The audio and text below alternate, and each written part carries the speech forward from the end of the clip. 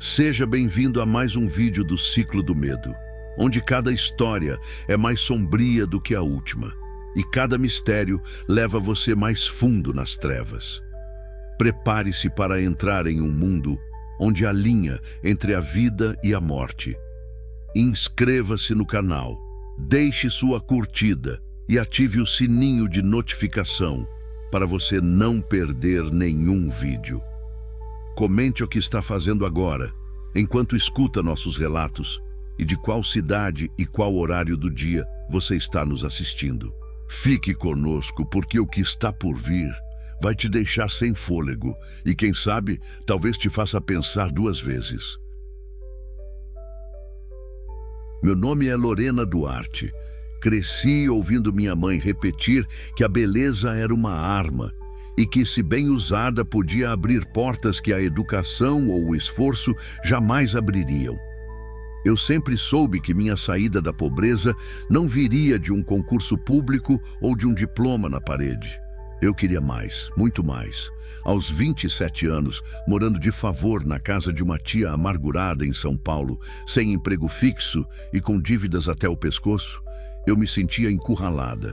Foi nessa época que ouvi falar de uma mulher chamada Madame Kalima, uma espécie de bruxa socialite, como a chamavam. Diziam que ela fazia pactos, que ela mudava destinos, que cobrava caro, mas entregava o que prometia.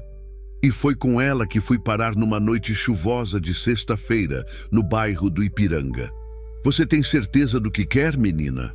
A voz dela era rouca, quase um sussurro, enquanto os olhos, escuros como petróleo, me examinavam. Quero um filho de um homem rico, respondi sem hesitar. Quero que ele se apaixone por mim. Quero que ele me dê tudo. Ela riu, um riso frio, sem alegria. Tudo tem um preço, Lorena. Um filho gerado por um pacto carrega mais do que sangue. Carrega destino. Engoli em seco. Não importava. Eu estava disposta. Ela me fez repetir palavras em uma língua que eu não conhecia. Cortou minha mão e misturou meu sangue com um vinho escuro. Me deu um colar antigo com uma pedra vermelha no centro. Use isso no primeiro encontro e lembre-se, você pediu, agora não há volta. Na semana seguinte conheci Arthur Monteiro, dono de uma cadeia de hotéis de luxo. Viúvo, 38 anos, bonito, charmoso, um verdadeiro príncipe moderno. Era inacreditável como tudo se encaixava. Um convite para uma festa, um encontro casual, um jantar privado. Em menos de 2 meses, ele estava completamente envolvido. E eu interpretava meu papel com perfeição. Me apaixonei, talvez um pouco, mas não o suficiente para esquecer o que me levou até ali. Uma noite, no apartamento dele na Vila Nova Conceição, ele me puxou pela mão e disse: "Quero que você seja a mãe dos meus filhos, Lorena." Meu coração bateu descompassado. O pacto tinha funcionado. Eu estava grávida e o futuro que tanto desejei estava finalmente ao meu alcance. Mal sabia eu que o preço que pagaria por essa promessa seria mais alto do que eu podia imaginar. Desde que o teste de farmácia deu positivo, meus dias passaram a ser envoltos por uma névoa de encantamento e medo. O encantamento vinha dos olhos de Arthur, cada vez mais brilhantes quando me via. O medo vinha de algo que eu não sabia explicar. Era como se, desde a noite em que fiz o pacto, alguma coisa invisível tivesse passado a me observar. A gravidez foi recebida por ele com festa. Comprou flores, me levou para jantar num restaurante fechado só para nós dois e anunciou para a família dele em uma videochamada. Até mesmo a mãe dele, Dona Silvia, uma mulher rígida e fria, sorriu ao ouvir a notícia. "Essa criança será muito bem-vinda. Já está mais do que na hora da família Monteiro crescer", ela disse, com um tom de aprovação que parecia mais um veredito. Naquela noite, deitada na cama imensa do apartamento dele, comecei a chorar sem motivo. Sentia que algo dentro de mim se mexia, não só fisicamente, mas espiritualmente. como se o bebê já carregasse uma presença que não era só dele, como se não fosse apenas meu filho, mas de alguém mais. No dia seguinte, recebi uma mensagem de um número desconhecido. O que é dado será cobrado. O tempo começa a contar a partir do primeiro choro. Arrepiei até a alma. Corri para apagar a mensagem, mas ela sumiu sozinha. Desapareceu da tela como fumaça. Procurei por Madame Kalima nos dias seguintes, mas o número dela não atendia mais. A casa no Ipiranga estava fechada, com uma placa de "aluga-se" na frente. Ninguém sabia dizer para onde ela tinha ido. Era como se nunca tivesse existido. Apesar disso, continuei com o plano. Arthur me pediu em casamento quando eu completei 3 meses de gestação. Um anel de diamante, uma festa planejada para dali a 6 meses, um vestido sob medida e o mundo aos meus pés. Eu era uma futura senhora Monteiro. A imprensa começou a me chamar de a nova Cinderela brasileira. Blogs de fofoca especulavam quem eu era, de onde vinha e como havia conquistado o homem mais cobiçado de São Paulo. Inventaram até que eu era uma modelo internacional, afastada da carreira por amor. Ri sozinha lendo aquilo, mas mesmo com toda essa fantasia acontecendo, uma parte de mim se sentia inquieta. Durante as madrugadas, ouvia sussurros quando caminhava até o banheiro. Às vezes, o espelho do quarto embaçava sozinho, mesmo com o ar-condicionado desligado, e frases curtas surgiam ali por segundos. Lembre-se, o filho não é só seu. Comecei a tomar calmantes escondida de Arthur. Precisava dormir. Precisava parecer bem. Ninguém podia saber o que eu havia feito. Eu pedi esse filho. Eu pedi essa vida.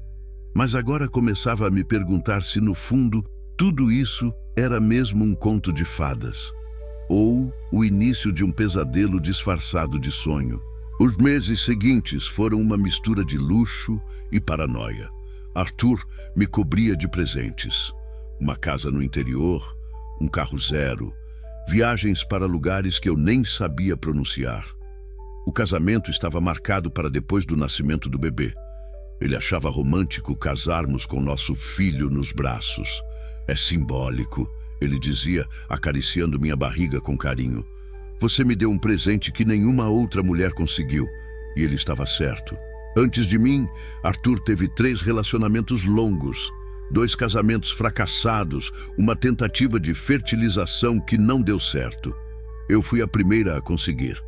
O que ele não sabia, e jamais poderia saber, era que, por trás disso, havia mais do que sorte ou destino. Havia pacto. Com 4 meses de gestação, passei a ter pesadelos constantes. Sonhava com um lugar escuro, uma floresta densa, cheia de olhos vermelhos me observando. No centro, uma mulher encapuzada me esperava. Ela estendia os braços e dizia: "Você prometeu. Quando ele nascer, voltaremos a conversar." Acordava suando frio, às vezes com marcas roxas nos pulsos, como se tivesse sido agarrada durante a noite. Arthur dizia que era estresse da gravidez, mas eu sabia que era algo além disso. O mais assustador começou a acontecer no 6º mês. Comecei a ouvir vozes dentro da casa, vozes que não vinham de ninguém, vozes que diziam coisas como: "O sangue que alimenta também cobra." Esse filho não será só seu. Uma vez vi uma sombra atravessar o corredor da casa de campo. Achei que estava delirando, mas a babá eletrônica do quarto do bebê, que ainda nem havia nascido, ligou sozinha. A tela mostrou por 2 segundos o vulto de uma mulher parada ao lado do berço vazio. Arthur começou a perceber que eu estava diferente. Tentava esconder, mas meus olhos estavam fundos, meu sorriso forçado. Ele me levou a uma psicóloga. Inventei que era medo da maternidade. Funcionou por um tempo, mas a coisa mais estranha aconteceu numa consulta de rotina. A médica colocou o aparelho no meu ventre para ouvir os batimentos. Tudo parecia normal, até que os batimentos começaram a desacelerar. A médica franziu a testa, mexeu no equipamento, trocou o gel, mas os batimentos ficaram mais fracos. De repente, sumiram. Eu entrei em pânico. Comecei a gritar, chorar, implorar. A médica tentava me acalmar quando de repente o som voltou, forte, intenso, quase como um tambor tribal.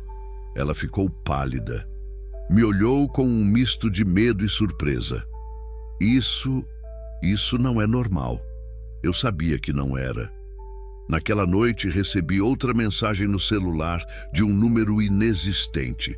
Está crescendo forte, está se preparando. Eu tremia, eu suava. Eu sabia que estava mexendo com algo muito maior do que eu. Algo que agora vivia dentro de mim. Mas não podia recuar. Não agora. Eu precisava manter as aparências, precisava proteger minha posição, precisava ser mãe, mesmo que meu filho não fosse totalmente humano. O dia em que meu filho nasceu foi o mais lindo e o mais assustador da minha vida. O parto foi antecipado em 2 semanas. Minha bolsa estourou no meio da madrugada e Arthur me levou correndo para o hospital. Tudo parecia sob controle, mas eu sentia algo diferente. Uma pressão absurda, como se o próprio ar ao meu redor estivesse mais pesado. Durante o parto, a luz da sala cirúrgica piscou várias vezes. A médica, nervosa, comentou que nunca tinha visto um trabalho de parto tão silencioso. Sem choro, sem contrações audíveis, apenas silêncio, gélido. Mas quando meu filho saiu, veio o grito. Um grito estridente, longo, como se não pertencesse a um recém-nascido. Os médicos se entreolharam confusos e então os olhos dele se abriram, olhos negros, completamente negros, sem íris, sem branco, apenas escuridão. Por um segundo, só eu vi. Tenho certeza. Pisquei e os olhos estavam normais, castanhos, brilhantes como os de Arthur. Mas aquele segundo ficou gravado na minha mente como uma marca, porque eu sabia, a entidade já estava ali. Dentro dele, demos o nome de Benjamin. Arthur chorava de alegria, dizendo que o nome significava filho da sorte. Que ironia. Talvez ele fosse sorte para mim, mas não para o mundo. Na primeira noite em casa, a babá eletrônica caiu da estante sozinha. Liguei para o serviço técnico, mas ninguém entendeu como o aparelho desligou e gravou um vídeo sozinho. Quando fui ver a gravação, senti o sangue gelar. Benjamin estava no berço, dormindo, e uma sombra pairava sobre ele. Uma forma humanoide, alta, com braços longos demais para o corpo. A sombra se inclinava e sussurrava algo no ouvido do bebê. A imagem era embaçada, mas o som ficou claro na gravação. Ele veio ao mundo, mas ainda é nosso. Corri até o quarto, peguei Benjamin no colo e chorei como nunca. Ele olhou para mim com aqueles olhinhos inocentes, como se não entendesse nada, como se fosse só um bebê normal. Mas eu sabia. Eu tinha feito isso. Eu havia pedido esse filho. E agora, ele não me pertencia totalmente. Comecei a evitar dormir. Passava as noites vigiando o berço. Arthur achava que era só instinto materno exagerado. Até que, numa dessas madrugadas, eu cochilei sentada no sofá. Acordei com o som da porta do quarto de Benjamin se abrindo sozinha. Era impossível. Tinha tranca automática. Quando entrei no quarto, ele estava de pé no berço. De pé, com apenas 9 dias de vida. Me encarava, sorria e então falou. Mamãe, não era balbucio, não era reflexo. Era uma palavra clara com entonação. Gritei. Arthur correu e, claro, Benjamin já estava deitado de novo, como se nada tivesse acontecido, chorando como um bebê qualquer. Mas eu sabia o que vi, o que ouvi, e naquele momento entendi de vez. A cobrança do pacto já havia começado. A partir do momento em que Benjamin falou aquela palavra, mamãe, com menos de 2 semanas de vida, minha vida virou um campo minado. Cada dia, uma tensão. Cada noite, um medo novo. Eu tentava fingir normalidade, mas por dentro eu estava à beira de um colapso. Arthur começou a desconfiar que eu estava com depressão pós-parto. Até contratou uma babá para me ajudar. Natália, uma jovem simpática que parecia amar crianças. Por um tempo ela foi meu alívio. Eu fingia estar bem, sorria nas fotos, saía com Arthur para eventos sociais e deixava Natália cuidando de Benjamin. Mas o que eu não esperava era que ele começaria a rejeitá-la. Na primeira semana, Benjamin gritava toda vez que ela chegava perto. Chorava tanto que chegava a ficar roxo. Natália, coitada, insistia, dizia que era fase, que era normal. Mas eu sabia que não era. Um bebê de 1 mês não deveria olhar para alguém com tanto ódio nos olhos. Numa tarde, cheguei no quarto e vi Natália parada, imóvel, olhando para o berço. Ela tremia.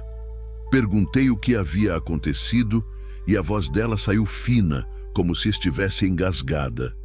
Ele falou de novo, Dona Lorena. Meu sangue gelou. O quê? Ele me chamou de vazia.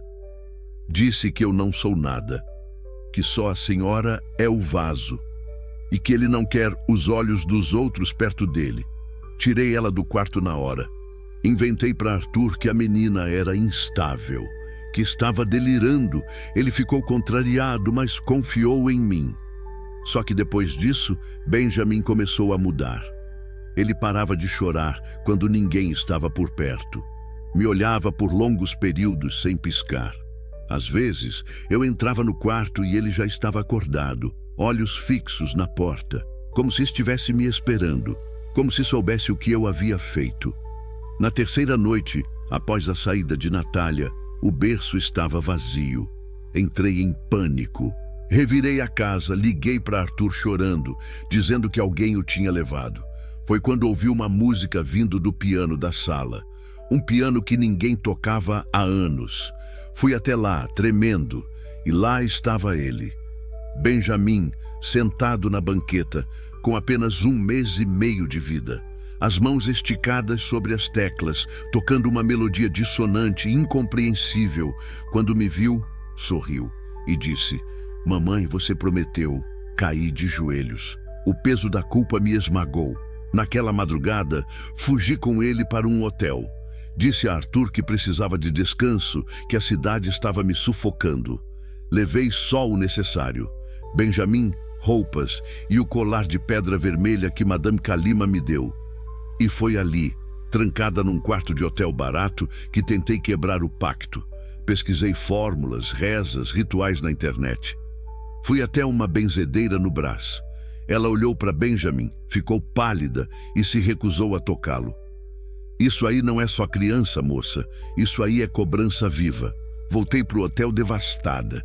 E naquela noite, enquanto tentava dormir com Benjamin no berço ao lado, ouvi a voz dele outra vez. Agora mais grossa, mais madura, como se não fosse ele, mas alguém falando através dele. "Você não pode fugir do que pediu." O pagamento começou. Eu achei que fugir resolveria alguma coisa. Que esconder Benjamin num hotel longe da casa luxuosa e das aparências perfeitas faria o mal esquecer da gente. Mas o mal não esquece. Ele espera. E quando volta, vem com fome. Na terceira noite no hotel, Arthur apareceu de surpresa. Eu não fazia ideia de como ele tinha me encontrado. Disse que me rastreou pelo cartão de crédito. Entrou desesperado, com os olhos cheios de lágrimas. "Lorena, pelo amor de Deus, o que está acontecendo com você? Está todo mundo preocupado. Minha mãe, meus sócios, a imprensa. Sumir assim do nada? Com o bebê?" Ele implorava por uma explicação. Eu queria contar. Juro que queria. Dizer que tudo era culpa minha, que Benjamin não era só nosso filho, que o mal já estava dentro dele, mas ele jamais entenderia. Me internaria. Me chamaria de louca e talvez eu fosse. Eu só precisava respirar. Menti. É muita pressão, muita coisa. Desculpa, amor. Arthur me abraçou forte. Chorou no meu ombro. Disse que me amava, que íamos superar juntos como uma família. Naquela noite, dormimos os 3 no mesmo quarto, como uma pintura de propaganda de fraldas. Mãe, pai e bebê. Mas à meia-noite em ponto, Benjamin começou a rir. Acordei com o som do riso. Um riso rouco, irregular. Não era riso de criança, era zombaria. Olhei para o berço e o encontrei vazio. Arthur também acordou, assustado. "Cadê o bebê?" gritou. E então o vimos. Benjamin estava em pé no canto do quarto, olhando fixamente para o pai. Os olhos negros de novo, completamente negros. Arthur foi até ele, hesitante, e se abaixou. "Filho, você está bem?" Benjamin esticou a mão e tocou o rosto dele. Por um segundo tudo ficou em silêncio. Um silêncio absoluto, como se o mundo tivesse parado. E então, Arthur caiu. Simplesmente caiu. Como uma árvore que perde o sustento da raiz. Corri até ele, desesperada. "Arthur! Arthur! Fala comigo! Arthur!" Mas ele não se mexia. Não respirava. Benjamin apenas se virou para mim e disse, com uma voz que reverberou nas paredes: "Um pelo outro. Você sabia? Fui tomada por uma histeria incontrolável. Chorei, gritei, implorei, sacudi Arthur. Mas ele estava frio, morto, sem um arranhão, sem uma explicação. A autópsia mais tarde registraria como parada cardíaca súbita.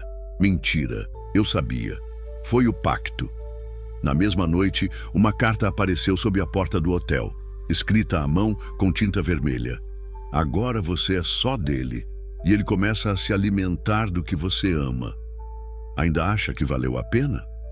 Arthur estava morto há apenas 2 semanas, e eu já não conseguia mais reconhecer o mundo ao meu redor. As pessoas me olhavam na rua como se eu fosse uma aberração. Parte por causa das notícias sensacionalistas. Milionário morre misteriosamente ao lado da esposa e do bebê recém-nascido. E parte, talvez, por algo que só elas conseguiam sentir. Benjamin não chorava mais, nunca. Ele apenas observava. Ficava horas acordado no berço, de olhos abertos, como se estivesse esperando algo. Às vezes, eu ouvia ele murmurar coisas em línguas que eu não conhecia. Gravei uma dessas vezes e mostrei a um padre. O velho ficou branco, apagou o áudio do meu celular e disse: "Isso é sumeriano antigo? Onde você ouviu isso?" Fugi antes que ele fizesse mais perguntas. Eu sabia de onde vinha. Eu sabia o que ele era. Uma manhã fui acordada por um cheiro horrível. Achei que fosse algo podre vindo do ralo da cozinha. Mas vinha do quarto de Benjamin. Entrei com o coração acelerado e encontrei o berço vazio. De novo. Dessa vez ele estava no chão, com as mãozinhas sujas de sangue. E ao lado dele, o corpo do gato da vizinha, retalhado, como se tivesse sido devorado vivo. Quase vomitei. Levei Benjamin para o banheiro e tentei limpar seu corpo. Ele só me olhava, em silêncio. Quando terminei, ele encostou a cabeça no meu ombro e murmurou: "Tô com fome, mamãe." Mas eu entrei em desespero. Liguei para Madame Kalima, implorei que me atendesse. Ela a atendeu depois do 3º número que tentei, como se soubesse que eu ligaria. "Ele começou a se alimentar, não é?" Ela perguntou fria. "O que está acontecendo com ele?" Eu gritei. "Você disse que eu teria um filho, só isso." Ela suspirou. "E teve. Mas o canal por onde o desejo entrou não se fecha depois do nascimento. O seu pacto abriu uma brecha. Benjamin nasceu com ela dentro, com fome, e agora ele precisa se alimentar do que te cerca. Como eu paro isso?" Houve silêncio do outro lado, longo, denso. Você não para, só escolhe quem ele vai consumir primeiro. Desliguei o telefone e desabei no chão. Benjamin estava sentado na minha cama, como se me observasse em silêncio. E então, pela primeira vez, ele chorou. Mas não era um choro de bebê. Era um lamento, antigo, ecoando dentro de mim. Foi naquele momento que entendi. Benjamin não era só meu filho. Ele era o portal. E eu sou a ponte entre este mundo e o outro. Benjamin crescia, rápido demais. Com apenas 6 meses, ele já caminhava. E não como um bebê que tropeça, ele andava com firmeza, em linha reta, sem hesitação. Era como se ele já conhecesse o mundo, como se tivesse voltado de algum lugar sabendo exatamente onde pisar. Os médicos diziam que era um caso raro de desenvolvimento neuromotor avançado. Eles não viam o que eu via. Eles não viam Benjamin parar no meio da sala e conversar com o nada. Nem quando ele ria sozinho, olhando para o teto como se alguém ou alguma coisa estivesse ali flutuando.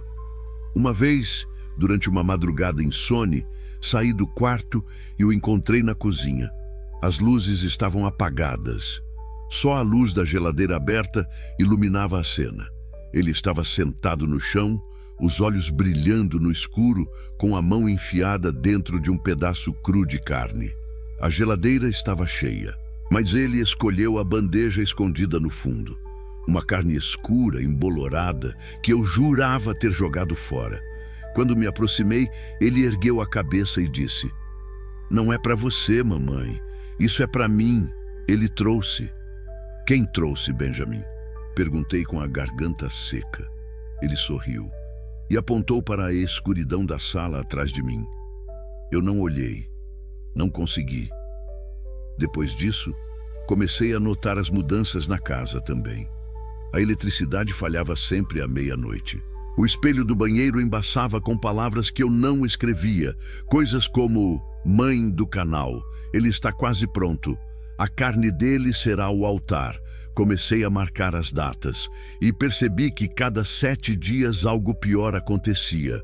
Um animal morto na varanda, um vizinho adoecendo sem explicação, um arrepio constante como se a própria casa respirasse, e Benjamin fosse o pulmão.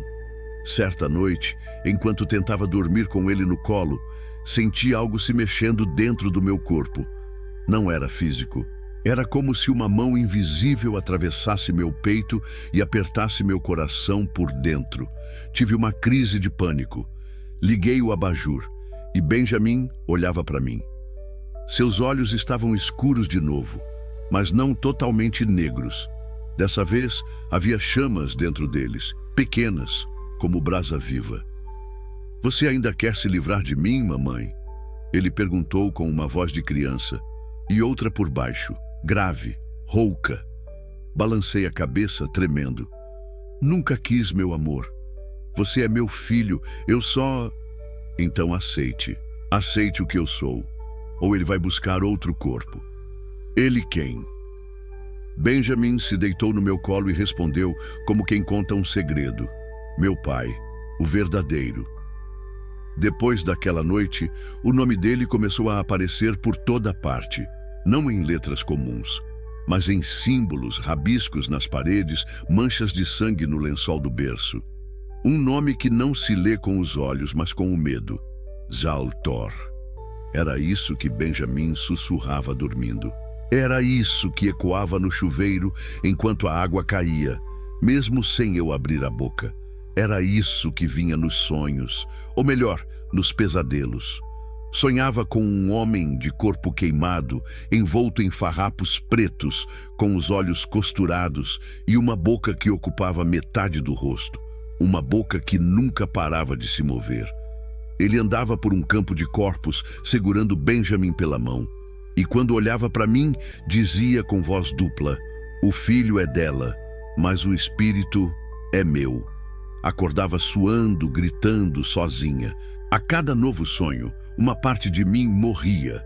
Na tentativa de encontrar uma saída, fui atrás da única pessoa que talvez soubesse mais que Kalima, Padre Damião, um exorcista aposentado que vivia recluso num mosteiro no interior de Minas.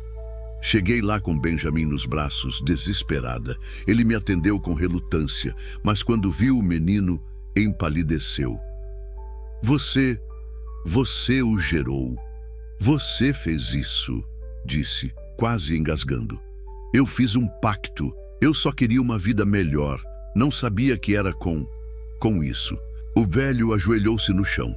Começou a rezar em latim. Benjamin, então com menos de 1 ano, se contorceu no meu colo. Gritou, e por um segundo seus olhos não eram mais olhos de bebê, eram olhos de uma criatura milenar, como se ele carregasse todos os abismos do mundo. "É tarde demais", sussurrou o padre ao terminar a oração. Você não pariu uma criança. Você abriu uma passagem. Caí de joelhos, chorava, soluçava, implorava por ajuda. Então me diz, o que eu faço? Padre Damião pegou um crucifixo e disse, você tem duas escolhas. Fugir e viver escondida, condenada ao tormento eterno até ele consumir você por completo. 2.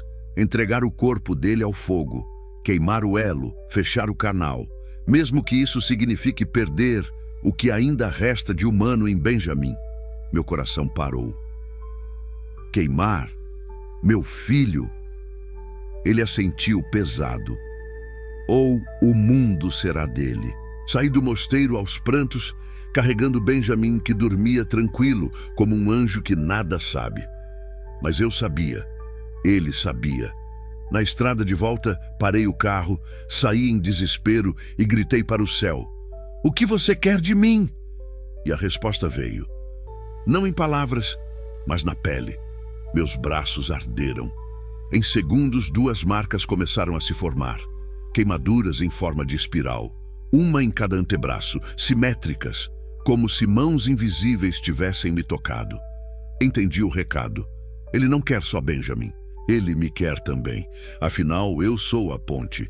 E agora, o Pai verdadeiro está vindo cruzá-la. Depois das marcas em meus braços, as coisas deixaram de ser apenas estranhas. Passaram a ser irreversíveis. As lâmpadas da casa queimaram todas ao mesmo tempo. Os espelhos trincaram em silêncio. O ar se tornou pesado, quase impossível de respirar. Dormir virou um exercício de coragem e de burrice. Porque agora, quando fecho os olhos, eu o vejo.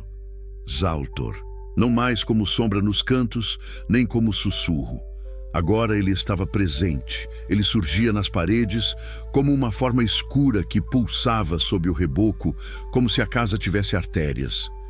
Ele surgia nas vozes do rádio, mesmo desligado. Ele surgia dentro de Benjamin.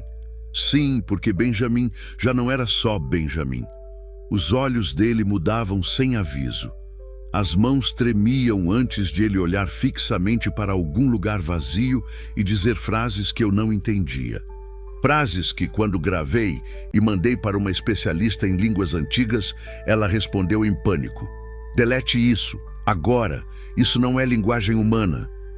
Mas o pior foi quando ele olhou para mim em uma manhã cinzenta e disse com a voz abafada. O véu foi rasgado, ele está a caminho e você vai parir de novo. Fiquei sem chão. O que você disse? Você é a ponte, mamãe. E pontes não servem só para passar uma vez. Elas servem até desabar. Saí correndo, tranquei o quarto. Vomitei no corredor. Meu corpo doía, minha mente parecia se despedaçar. E foi então que senti algo se mexendo dentro de mim. Não era possível, eu não estava grávida, não podia estar. Mas algo se movia, algo me arranhava por dentro, um peso, uma semente. Desesperada, procurei novamente Madame Kalima. Ela atendeu na mesma hora, com a voz arrastada. Ele está vindo e não há mais como impedir. O pacto não terminou quando você engravidou. Ele apenas começou. O quê? Você mentiu para mim? Você disse que era um filho em troca de riqueza. Disse que era um presente. Nunca disse que era um só. Fui tomada por uma raiva incontrolável. Arremessei o celular na parede. Benjamin começou a rir, do outro lado da porta. Quando entrei no quarto, ele estava desenhando na parede com carvão, um círculo enorme, com símbolos ao redor. No centro, ele escreveu algo. Trêmula, me aproximei para ler. Zaltor, o que veio antes da luz, o que voltará para tomar a mãe. De o que voltará para tomar a mãe. Senti meu ventre arder, meu corpo inteiro formigar. Me ajoelhei no chão, chorando, enquanto Benjamin se aproximava, acariciando meu rosto como uma criança doce. Mas seus olhos não eram mais de criança, e a voz que saiu de sua boca não era dele. O canal foi aberto, Lorena.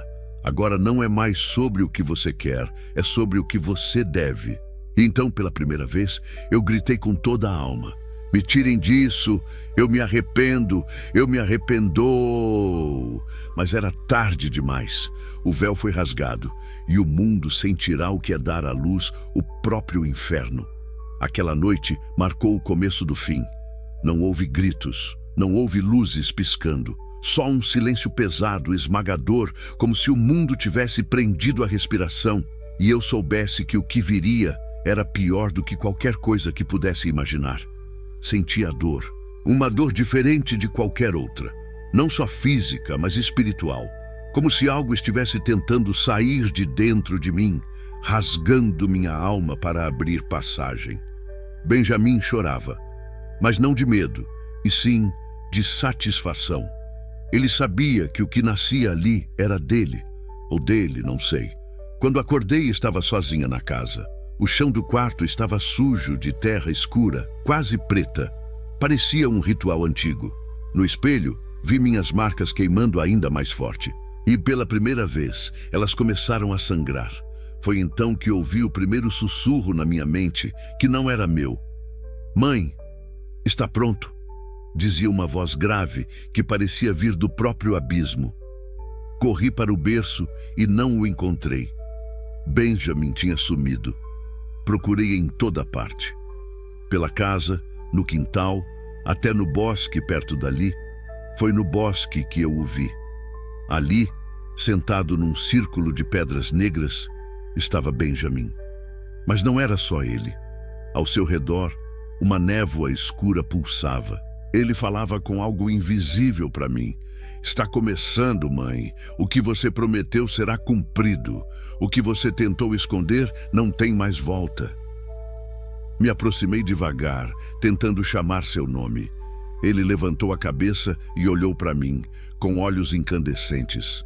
Agora não só com brasas, mas com fogo vivo queimando em seu interior. "Eu não sou mais seu filho", ele disse com uma voz dupla, metade criança, metade demônio. "Eu sou a promessa, o começo, a fome que nunca termina." Minha garganta secou. O medo me paralisa até agora só de lembrar. Eu tinha feito um pacto por independência financeira. Mas quem comprou essa independência foi o próprio inferno. E agora ele tinha vindo para cobrar. Eu queria fugir, queria esquecer tudo, apagar o pacto, sumir do mundo. Mas sabia que não podia. Benjamin, ou o que quer que ele fosse agora, não era só meu filho. Ele era a chave para algo muito maior. Algo que eu jamais poderia controlar. Naquela noite acordei com um som estranho. Vozes baixas, quase cantadas, vindas do porão da casa. Segui o som com o coração na garganta. Lá, no meio da penumbra, havia um círculo de velas negras e no centro, Benjamin. Ele estava imóvel, olhos fechados, mas seu corpo parecia pulsar com uma energia que eu podia sentir na pele. Madame Kalima apareceu atrás de mim, silenciosa, como uma sombra. "Ele está abrindo o portal", ela disse com voz grave. "E você é a única que pode fechar." "Ah, como?" perguntei, quase sem voz. "Com o sacrifício. Você terá que escolher entregar seu filho para que o mal não se espalhe, ou deixá-lo livre e destruir tudo ao redor." "Eu não posso, não vou matar meu filho", gritei, lágrimas rolando. Ela me olhou com pesar. "Ele não é mais seu filho, Lorena. É o demônio que você gerou. O preço do seu desejo. E ele precisa de um corpo para viver. Se não for o dele, será o seu." Por um instante, o silêncio tomou conta do porão. Benjamin abriu os olhos, agora completamente negros, e sorriu. "Mãe, o que você vai escolher?" Meu peito doía como se alguém estivesse espreitando meu coração. Eu estava entre o amor que sentia e o medo do que ele havia se tornado. O pacto que me prometeu riqueza e segurança tinha um preço muito maior do que eu imaginava. Eu teria que pagar, custasse o que custasse. E naquele momento, soube que minha vida e a dele nunca mais seriam as mesmas. O peso da decisão me esmagava. Cada segundo era uma batalha entre o amor pela minha carne e o medo do que ele havia se tornado. Eu sentia o demônio rondando cada pensamento, me puxando para o abismo. Madame Kalima me preparava para o ritual final. O sacrifício seria doloroso, não só para Benjamin, mas para mim. Naquela noite, quando as sombras da casa se alongaram, eu entrei no porão, segurando meu filho em meus braços. Ele estava quieto, quase sereno, como se soubesse que seu destino estava selado. Eu tracei o círculo de proteção com o carvão que peguei da lareira, sussurrei as palavras antigas que Kalima me ensinara e me ajoelhei ao lado dele. Benjamin, meu filho, sussurrei, eu te amo mais que tudo, mas preciso salvar você e o mundo. Ele me olhou e pela primeira vez vi algo humano naquela escuridão, um brilho tênue, um vestígio da criança que ele fora. O ritual começou. As chamas das velas se ergueram, dançando ao som dos cânticos que ecoavam no porão. A atmosfera ficou densa e senti uma pressão esmagadora no peito. Benjamin gritou, um som que partiu meu coração. Mas o círculo brilhou forte, iluminando a escuridão. Então, ele se foi. O silêncio caiu como um manto. Eu desabei, exausta, com as lágrimas rolando pelo rosto. Sabia que pagaria um preço alto. A ferida deixada no meu peito seria para sempre. Mas o pacto estava quebrado. O mal foi banido, pelo menos por enquanto. O silêncio após o ritual era ensurdecedor. Benjamin não estava mais ali. O vazio do meu colo doía mais do que qualquer ferida física. A casa parecia respirar devagar, como se suspirasse aliviada, mas eu sabia que a batalha não havia acabado.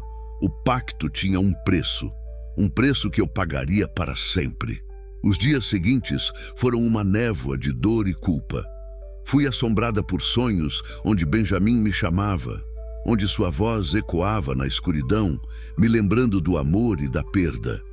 Mas, aos poucos, o medo foi dando lugar à aceitação. Eu estava livre do mal que se infiltrara na minha vida, mas marcada para sempre.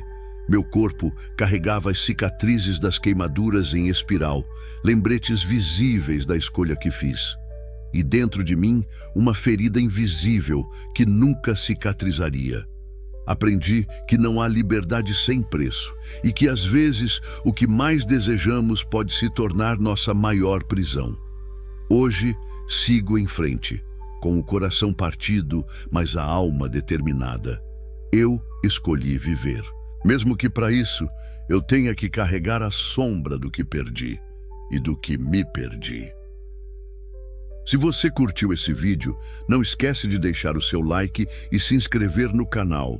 Isso ajuda demais a gente a continuar trazendo mais conteúdos incríveis para você. E claro, ativa o sininho para não perder nenhuma novidade por aqui. Na sua tela estão aparecendo outros vídeos com histórias que vão te prender do começo ao fim. Escolhe um deles e continua maratonando com a gente.